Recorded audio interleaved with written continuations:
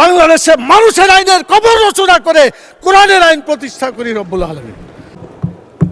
আওয়ামী লীগ এসেছে 6 বার, বিএনপি 5 বার, জাতীয় পার্টি 2 বার, এতগুলা সরকার এসেছে, জাতীয় সংসদে কোরআনের একটি আইনও চালু করে নাই। মাননীয় স্পিকার, সবচাইতে লজ্জা, সবচাইতে দুঃখজনক কথা হলো এটা।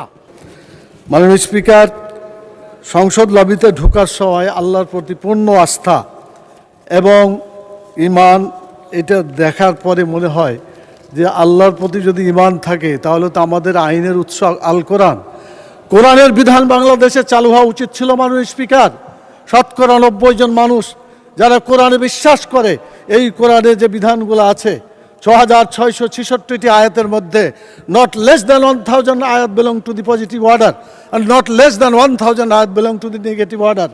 1000 আয়াত আছে যেগুলো হাবোধক আইন, 1000 আয়াত আছে যেগুলো নাবোধক নিষেধ।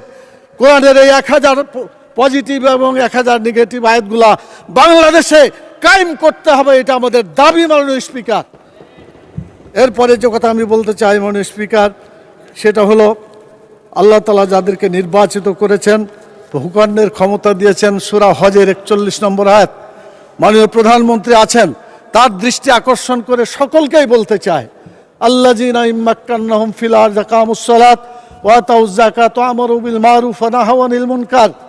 যারা রাষ্ট্র ক্ষমতা পাবে তারা দেশে নামাজ চালু করে মানুষের চরিত্র ভালো করে দেবে।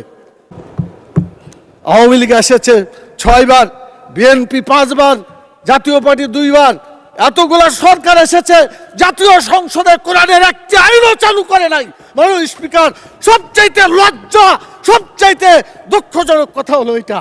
আমি চ্যালেঞ্জ দিলাম, জামাতে ইসলামের কোন নেতা বলেছে আমার কাছে যে জান্নাতের টিকিট আছে বিক্রি করছি?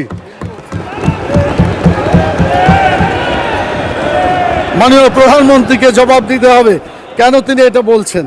আমাদের ফখরুল ইসলাম সাহেব বলেছিলেন আমরা শরীয়তের আইন বিশ্বাস করি না, পরে অবশ্য আত্মসমর্পণ করে নির্বাচনের আগে বলেছেন শরীয়তের বিরুদ্ধে আমরা কোনো আইন আমরা পাশ করব না।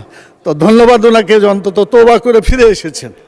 আমরা আল্লাহর আইন চাই, আপনারা আল্লাহর আইনের বিরোধিতা করবেন না বলেছেন। অতএব আসুন বাংলাদেশে মানুষের আইনের কবর রচনা করে কোরআনের আইন প্রতিষ্ঠা করি রব্বুল আলামিন।